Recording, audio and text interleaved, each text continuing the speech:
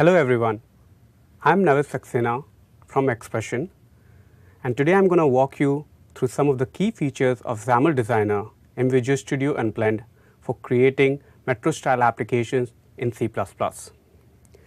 Before we take a look at XAML Designer, let's take a quick look on some of the default project templates that are shipped in Visual Studio. If you go and click on the Windows Metro Style tab under C++, you will see the set of default project templates that we ship in Visual Studio for the Metro style applications. Out of these, my favorites are Grid and Split application. These two project templates are multi-page projects based on hub navigation pattern, which allows you to navigate through a group of items and see individual details of each item. If you're going to start working on a Metro style application, these two project templates are excellent resource, and I really recommend you to use them. Also, the very next application, the Contoso Cookbook application, which I'm going to demo, has also been created using the default Grid application project template. So now let's go and take a look at the Contoso Cookbook application. As you can see, this application shows different recipes from different cuisines. You can go through all these. You can click on any of these recipes and it will show you a set of ingredients and the directions to prepare it. Also, we have given a small timer so that you can actually time your preparation and see how it comes out to be. You can go back. You can click on any of the header and you will see a different layout for these recipes. Also, you can go into the snap view and you will see that all the recipes are laid out in a different way, and you can still interact with your application. You can still click on any of the recipe to see the ingredients and navigate through them. Now let's open the same application in Visual Studio and see how it looks. This is the same Contoso Cookbook application in the Visual Studio, and what you're seeing is a XAML Designer in Visual Studio. As you can see, the application looks very similar to what we were seeing at the runtime. And this is great because now I can make visual changes to my application at design time and can see those changes without actually any need to run the application. I can select different elements. I can select an element and I can resize it or even rotate it directly on the Visual Designer. Also, I can select an element and I can go to the property inspector to change its properties. So for example, if I decide that this image should actually not be left aligned, but it should actually be center aligned, then I can go and change the horizontal alignment to center, and the XAML Designer will immediately update the preview and will show it to you. Also, you can go and create different elements directly on the designer from the toolbox, and you can change its properties. For example, I created a button and I'm going to go and change the background brush to something like red. Many a times when you are creating applications, you actually want to store some of the values as resources so that you can use it across the application, across multiple documents. And you can do that using the designer. You can go and select the the property marker and say create new resource, and this will bring up this create resource dialog. You can name the resource. For example, in this case I'm marking it as red brush, and then you can define the scope where you want to create the resource. If you want this brush resource to be shared across the application, you can define it in the application view. If you want this resource local to the document, you can create it in this document. Or if you want it to be created in a resource dictionary, that is an external resource dictionary, you can go to the resource dictionary option and select your resource dictionary from the drop-down. In this case, we will create the resource in the application scope. So we'll select the application and press OK. Now, if you want to edit the resource, you can click on the property marker and bring up the Edit Resource dialog. You can go and change the value of the brush, and you will notice that as I am changing the value, the element itself is getting updated on the XAML Designer. When I'm selected a particular value, I can click OK, and the value will be persisted. Now, if I want to see where this resource is actually defined, I will go and click on the property marker and say, go to resource. And it will directly take me to the resource definition, and in this case, it goes to app.xaml. And I can see the solid color brush with the specific value that I have selected. Now, if you are a big fan of XAML and you directly prefer working in the XAML editor, you can definitely do that. You can go to the XAML editor, and the XAML designer will provide you full IntelliSense. You can navigate through the controls. You can set different properties. So let's set the content property. Set the foreground. And as soon as I complete the tag, you will see the element now displays on the designer. Now I can move the element. I can change and resize it or even rotate it. And you will notice that the XAML designer and the XAML itself are always in sync. Now let's talk about event handlers. Anytime you're developing an application, at many points you're going to go and add event handlers to your controls. And I don't want to get into a habit of like remembering what the syntax is or what are the particular parameters that need to be passed to the event handler. And you don't need to, because the designer provides you an easy way of adding event handlers. If you're working in XAML, you can directly go to the particular element and you can select the event. You can say new event handler, and we will automatically generate the definition and declaration for you in the header file and the CPV file respectively. Also, if you want, you can select the element and go to the Property Inspector's Event tab, and we will show you all the set of events that are supported for this particular control. And you can go and double click on any of these events, and we will generate the declaration and definition for the event for you. Now let's talk about some more features about the designer. When you're working with the controls, many a times you want to go and change the way the control looks like. You want to go and change the control template of the control. For example, in this case, you can see that we have actually redesigned a button to look like a back button. When you're working with controls like grid view or item or list view in the Metro style applications, many times you will go and change the data template of these controls to change the way the data is displayed by these. For example, in this application, we are using a grid view to lay out all the recipes and show it to the user. So if I want to change the data template, I will simply right click on the grid view, go to edit additional templates, edit item template, edit current. And you will notice that designer directly takes me to the item template.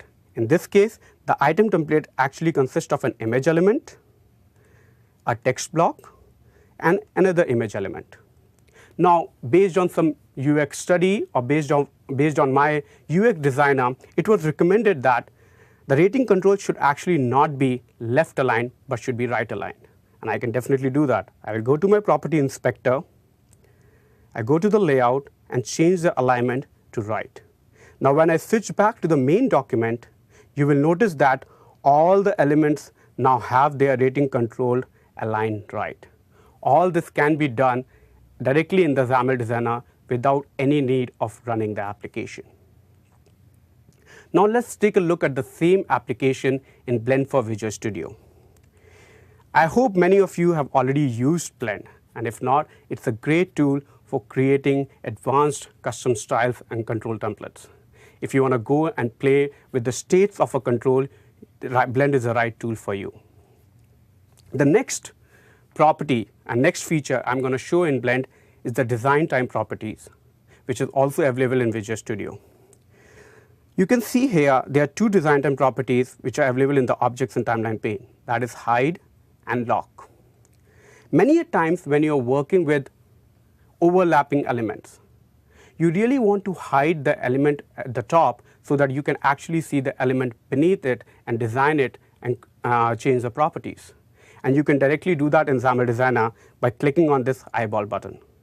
So as soon as I click it, you will now observe that the element is not visible on the designer itself. It's very important to understand that this is a design time property and does not impact the application at runtime.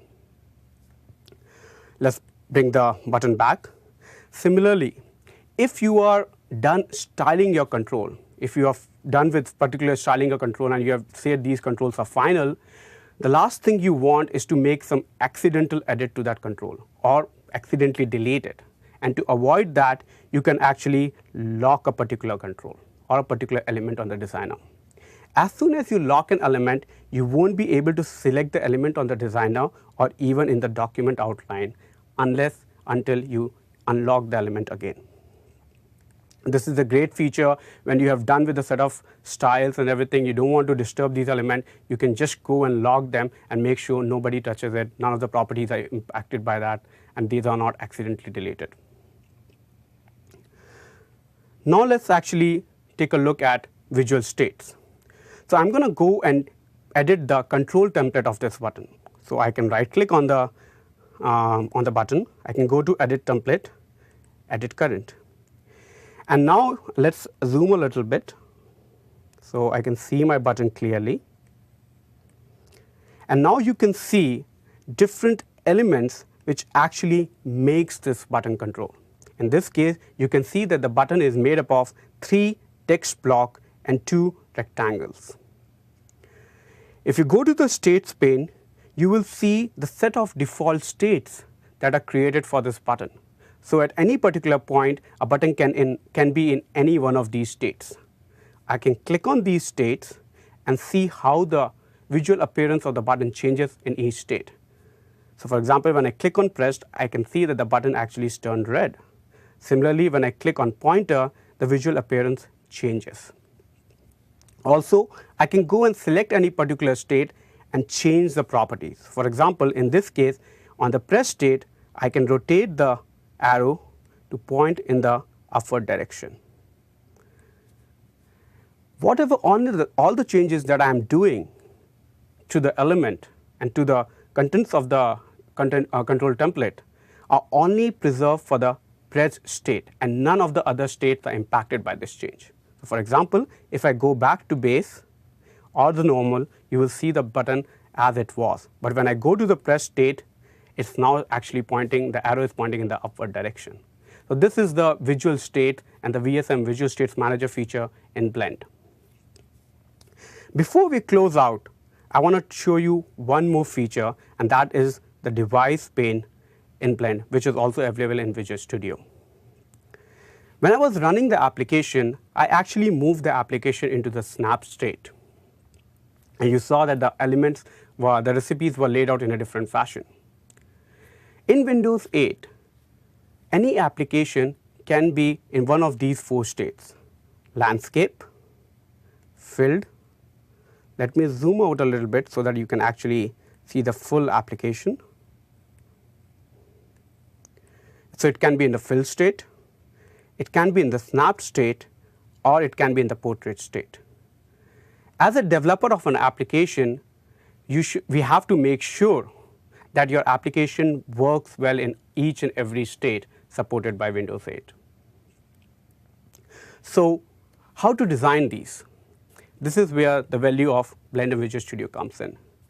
These tools, the XAML Designer, allows you to design these applications in each of these states directly while working in the tools.